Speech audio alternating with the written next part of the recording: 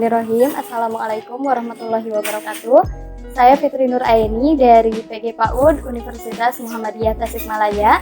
Di sini saya sedang bersama Bapak owner dari pengusaha, salah satu pengusaha mukena di sekitar Tasikmalaya, tepatnya di daerah Saguling, Kawalu. Baik, Bapak, Assalamualaikum warahmatullahi wabarakatuh. Selamat siang. Bapak bisa memperkenalkan diri terlebih dahulu dengan Bapak siapa? Dengan Bapak Yopi Salman.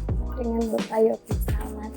Baik Bapak, mohon maaf jika kedatangan kami mengganggu waktunya. Kami di sini ingin mewawancarai seputar perjalanan pengusaha muda di sekitar Tasikmalaya, Kawalu, Saguling. Mungkin alamat lengkapnya di sini gimana ya Pak? Saguling Panjang, Cilamajang, Desa Cilamajang, Kecamatan Kawalu. Kawalu. Ya baik, untuk umur Bapak sendiri usia berapa Pak sekarang? 33 tahun. Masih sangat muda ya. Baik Bapak, untuk pekerjaannya di sini? Saya sebagai owner di sini sekaligus bertanggung jawab di bagian jualan, produksi juga memantau feedback. Alhamdulillah kalau sekarang udah ada bagian-bagian sendiri, bagian produksi ada yang tanggung jawab, bagian penjualan ada.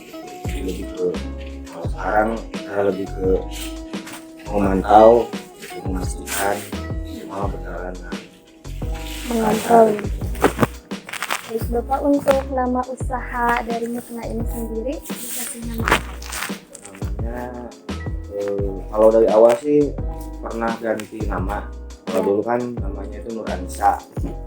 Dulu Nur Anissa, waktu saya jualan kan dulu jalur distribusinya konvensional di pasar gitu, kayak Cirebon.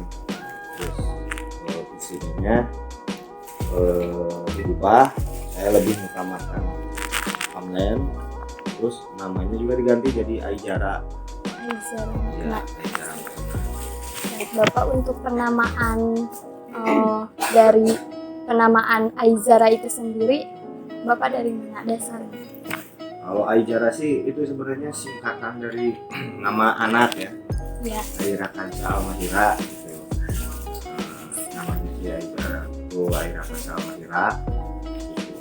Kalau yang dulu Aisyah kan itu waktu saya masih belum nikah, itu sampai kemarin waktu itu kan masih sama, itu namanya sama orang tua gitu. Kalau di sini usaha itu kebanyakan turun temurun gitu.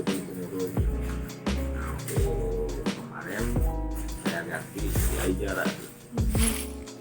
Untuk produksi mukena ini dari tahun berapa Pak?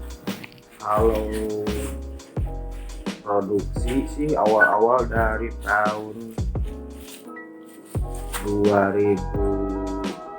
2015-an gitu. Ya 2015 pernah ganti berjualan jadi hijab, terus balik lagi ke mukena gitu. Ya gitulah kalau perjalanan usaha gitu, emang itu yang harus dijalani gitu kan. Nyari-nyari situasinya harus gimana, apalagi kan kalau ya kan waktu itu masih muda. Alhamdulillah dari sebelum nikah pun udah belajar buat bisa mandiri gitu, cari yang cocok gitu, bukan coba sih ikhtiar, tapi ya qadarullah harus mukena mungkin iya. gitu. Jodohnya ya mungkin ya Pak, jodohnya di mukena. Mungkin untuk perjalanan Bapak untuk mendirikan usaha hingga saat ini itu seperti apa Pak? Tantangan dari mulai mendirikan hingga sampai saat ini. Kalau tantangannya sih pasti lebih ke bagaimana kita benar-benar bisa kuat memperjuangkan mental kita gitu. Iya. Sampai bisa menjual produk ke customer itu kan. Dari awal memang saya kan ke pasar ya, nggak online. itu saya merasa dari tahun ke tahun kayak kondisi jualan itu kan di pasar itu kok menurun gitu. Kok nurun, terus sistem dari pembayarannya kalau menurut saya waktu itu kita itu seperti kejebakan. Kalau di offline itu kebanyakan jadi kebiasaan.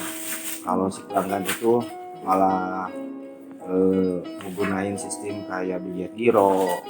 Nah, risikonya kan kalau billet giro ya kalau kosong bagaimana gitu. Terus ada bon putih gitu, ada kultur itulah di suatu pasar itu. Nah, itu saya berpikir harus gimana nih dapatin cash flow lancar gitu, walaupun sedikit gitu. Pastilah kalau kita terjun ke situasi yang baru pasti kan dari nol lagi. Ya saya berani ambil resiko itu sampai hingga 2 sampai 3 bulan saya tidak ada pemasukan. Saya belajar gimana caranya bisa menjual produk secara online. Nah, pada akhirnya alhamdulillah walaupun belum sebesar yang lain ya, banyak yang lebih besar gitu, banyak yang sudah itu alhamdulillah bisa disyukuri. Nah di offline saya udah aja 100% enggak ada dunia online saja ya. Iya. Sekarang baik, Bapak untuk produk mukena ini udah ada logo. Kalau logo ada gitu, logo Aizara. Iya. Logonya sih memvisualisasikan huruf A biar mudah diingatkan di benak konsumen gitu. Namun mungkin dalam visualisasi itu di huruf A itu saya bikin seperti bentuk daun gitu, seperti bentuk daun kan, karena daun kan emang di mana-mana pasti ada daun itu kan, mengartikan emang daun itu pasti ada gitu. Saya berharap daun itu bisa Aizara ke depannya produknya itu bisa sampai kemana-mana gitu. Kalau daun kan di mana-mana ya Pak. Terus di depan di atasnya ada titik 1 itu cuma mengartikan ya emang kan kalau mukena busana muslim kan ya. Iya. Saya meyakini menandakan itu sih, cuma menandakan emang agama yang diridhoi Allah itu kan cuma satu, Islam gitu. Kebetulan saya emang menggarap busana muslim itu gitu. Terinspirasi ya, terinspirasi. Dan terus kita pun di samping itu di visi saya sendiri ya pribadi gitu, membangun usaha ini memang ada nilai-nilai tersendiri. Saya juga membangun ini nggak cuma mikirin untung saja gitu kan. Saya kan di sini ada tim, ada karyawan, ada semua orang yang terlibat di usaha ini. Saya berharap saya bisa menjadi solusi dan mereka pun bisa mendapat pahala gitu di setiap pekerjaan mereka, di setiap apa yang mereka lakukan untuk Aizara ini dan bisa memenuhi kebutuhan mereka gitu. Enggak cuman mikirin keuntungan saya pribadi gitu. Memang di situ banyak dipertimbangkan gitu. Harus memutuskan segala hal itu memang saya selalu mikirkan mereka gitu juga. Membuka peluang usaha sekali ya Pak. Iya. Untuk masyarakat sekitar. Saya ingin sangat bermanfaat bagi mereka. Insya Allah Bapak. Bapak mohon maaf kalau untuk modal awal dari produk mukena ini sendiri itu Bapak mengeluarkan berapa? Dulu itu kalau dulu banget sih lupa, kan pernah jatuh bangun tuh kan. Iya. Pernah jatuh bangun. Kalau nggak salah yang saya ingat dari sisa waktu jatuh tuh dulu itu cuman punya 30 juta. Total semua 50, yang 20 itu ada di barang gitu. Nah, awal bangkit lagi saya gunain 30, yang 30 juta itu kalau seingat saya. Itu pun masih belum online, masih konvensional. Saya bangun setahun 2 tahun lah, 2 tahun, nah, pas 2 tahun ya langsung berubah haluan gitu ke online. Bapak kalau untuk karyawan di sini apakah sudah lama atau baru? Sebagian sudah lama, ada yang sudah hampir 10 tahun dengan saya. Dari sebelum saya rumah tangga, sebelum saya nikah, ada yang masih ikut, alhamdulillah. Ada yang pas umuran anak saya ada, yang baru juga ada. Ya gitu aja yang kerja, ada yang keluar masuk. Nah, mungkin itu kan alami lah. Kalau keluar masuk mah, jadi sekaligus memfilter kan orang-orang yang memang sevibrasi gitu kan. Kalau kita sudah satu frekuensi kan enak gitu. Kalau untuk jumlah karyawan sendiri di sini Pak ada berapa orang? Kalau yang di sini 11. Terus di tim QC ada 6. Kalau yang jahit yang produksi itu hampir 15, ada 15. Namun dipecah gitu. Ada beberapa Di rumah-rumah. Iya. Saya sih masih ngandelin orang-orang sekitar, gitu, tetangga, terus dia punya karyawan. Banyak ya Pak, kurang lebih ada 35 orang ada Pak. Ada. Apa kalau untuk harga pokok penjualan dari produk mukena ini sendiri berapa Pak minimal? Harga pokok beda-beda. Paling ada yang mulai dari harga pokok 50.000 ada. 50.000. Iya. Tergantung bahan mungkin Iya, ya Pak? tergantung bahan, tergantung ukuran, dan tergantung model juga gitu. Kalau untuk Bapak sendiri memanage untuk membayar setiap karyawan ini seperti apa Pak? Dari mulai yang produksi sampai yang mengatur di sosial media seperti itu. Kalau tipe pembayarannya sih beda-beda. Ada yang karyawan itu ada yang borongan seperti produksi bagian cutting, bagian jahit, itu ngambilnya kan sistemnya borongan satuan.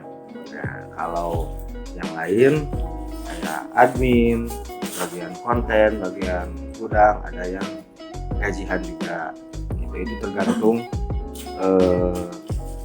kinerja mereka juga, tergantung tanggung jawabnya.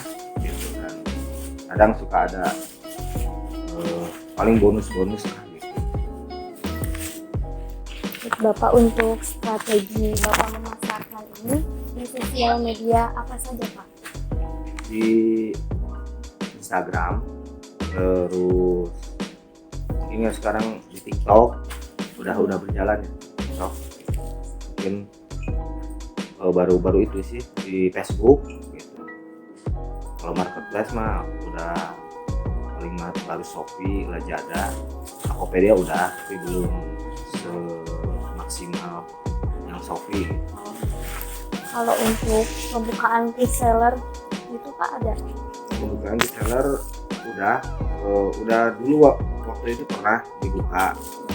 Cuman kan emang kalau membuka reseller itu harus benar-benar dari segi harga itu kan harus yang diberikan harus ada harga final dan harga yang diberikan ke reseller gitu.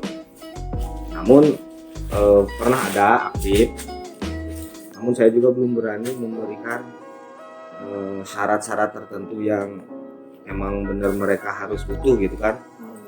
Karena kalau reseller kan, kalau menurut saya reseller kan tetaplah mereka juga punya kebebasan. Pertama, kedua, saya juga nggak disengajain cari reseller. Kalau saya biar aja mereka yang datang gitu.